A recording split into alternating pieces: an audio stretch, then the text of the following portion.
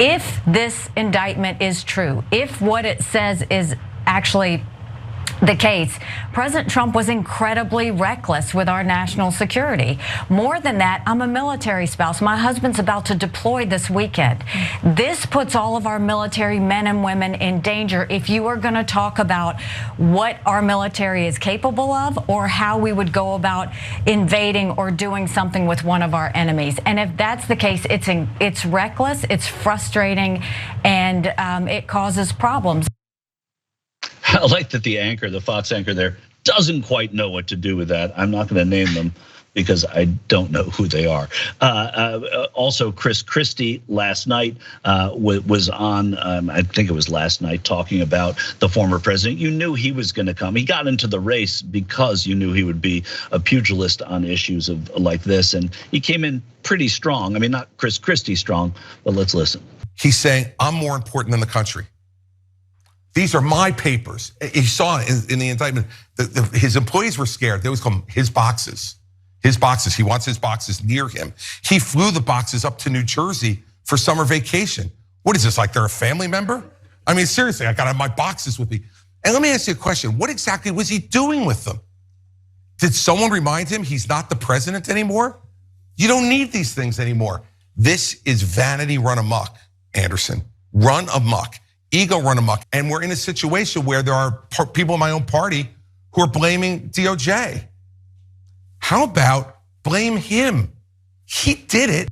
Yeah, and that's, I actually attributed the vanity run amok to Trump talking about Jack Smith, because in my notes it was a little sloppy, but that was Chris Christie saying it last night about Donald Trump. I don't know that the MAGA crowd really knows how to cope with something, vanity run amok. That's not really what they're looking for. But and I'll get to you guys in 1 second. Senator Tim Scott also running against Trump, the Republican senator from South Carolina, said he called the federal indictment of former President Donald Trump a serious case with serious allegations.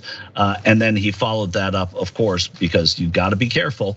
What we see today across the administration of President Joe Biden is a double standard. That double standard is both un-American and unacceptable. You can't protect Democrats while targeting and hunting Republicans. When, Max, when are these people, these Republicans, going to say what's un-American is keeping American secrets and showing them and keeping them vulnerable to the rest of the world?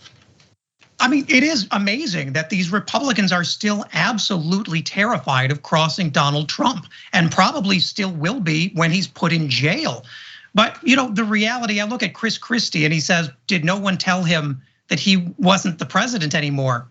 No, your entire party, in fact, told him he still was the president and then defended an attack on the country. So all of this, I respect Chris Christie for calling out corruption and crime, but he's taking a little bit of a blind eye to exactly who enabled that. I mean, he needs a mirror instead of a microphone here.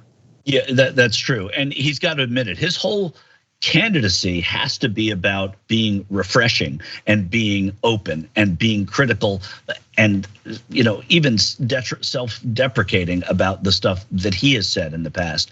Otherwise, he can't succeed. Somebody has to go after this president. So, Wasp, before we move on from Donald Trump today, one last question about the tenor of things. Like, where do you think this goes from here in terms of how Republicans receive this? Are there going to be more Haley's and Scott's? And let's not give them crazy credit here. They still tiptoed around criticizing this guy. They didn't say, they said, if then. I mean, that was how careful Haley was. And Scott, of course, couching it. Haley couched it as well. Is this going to start getting a little more contagious, do you think? I think the closer we get to stuff like primaries and things of that nature, these guys and gals will try to differentiate themselves as much as possible. But of course, the problems that are gonna arise for these folks. You think about a guy like Chris Christie, where he had, his own corruption issues while being the governor of New Jersey. I don't know if that's gonna be a good way for him to go, guys. Yeah, I don't. I feel like I'm just so exhausted by these Republicans who, many of them are really smart people, and I mean that, who just don't look at what can be gained by going against this guy. He's not going to be around forever, right? I mean, that he's not going to be the flavor of this party forever, and they won't see that, and they won't stand up. I mean, I keep going back to it. They talk about patriotism. The Republicans want to own the American flag. We are the patriotic ones. We know what patriotism and freedom in this country is all about. 1776, you hear them chanting. The most un-American thing we've heard of from a US president is what Donald Trump had to listen to in a list of 37 indictments today in a courtroom in Miami.